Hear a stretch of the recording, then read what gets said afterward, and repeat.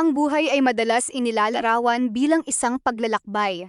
Ngunit kung titingnan nating mabuti, bihira itong maging patag at madali. Sa ating paglakad, may mga pagkakataong makakaharap tayo ng matataas na bundok, mababatong daan, hindi inaasahang bagyo, at mga sandaling magpapaisip sa atin kung mayroon pa ba tayong lakas na magpatuloy. Ito ang mga pagsubok, mga sitwasyong sumusubok sa ating pagtitiyaga, katapangan, at maging sa ating pananampalataya.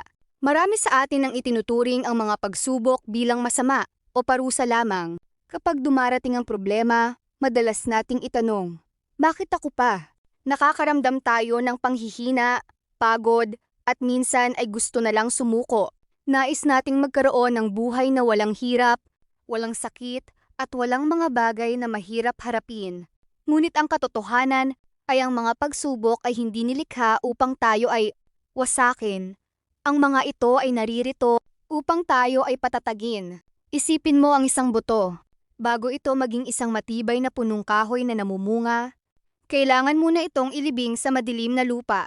Kailangan itong tumagos sa matigas na lupa, humarap sa ulan at init, at maghintay ng may pagtitiis. Kung nanatili lamang ito sa ibabaw ng lupa, kung saan ligtas ito, hinding-hindi ito lalago.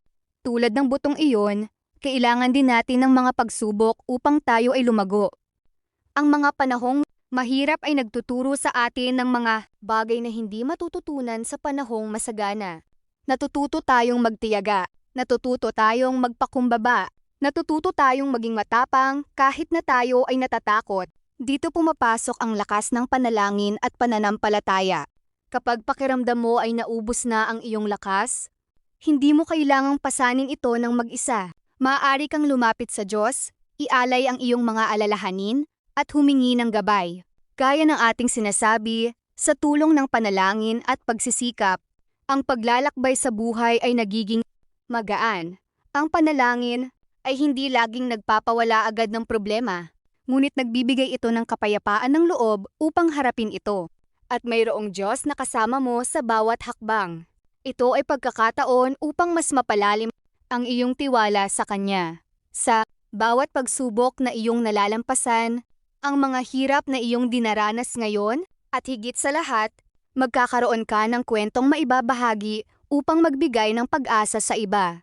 Walang buhay na walang pagsubok, ngunit maaari nating matutunang huwag itong katakutan. Matutunan nating makita ang mga ito hindi bilang harang sa ating daan, kundi bilang tulay patungo sa mas magandang bukas. Tandaan, ang pinakamagagandang diamante ay nabubuo sa ilalim ng matinding diin. Ang pinakamatitibay na puno ay tumutubo kung saan malakas ang hangin. At ang pinakamagagandang kwento ng tagumpay ay laging nagsisimula sa mga pagsubok. Kaya sa susunod na harapin mo ang isang hamon, huwag matakot. Huwag sumuko, huminga ng malalim, manalangin, at magpatuloy. Maniwala ka na ang iyong pinagdaraanan ay naghahanda sa iyo para sa mas magandang bagay. Ang mga pagsubok ay panandalian lamang, ngunit ang lakas, karunungan, at pagpapalang makukuha mo rito ay mananatili magpakailanman.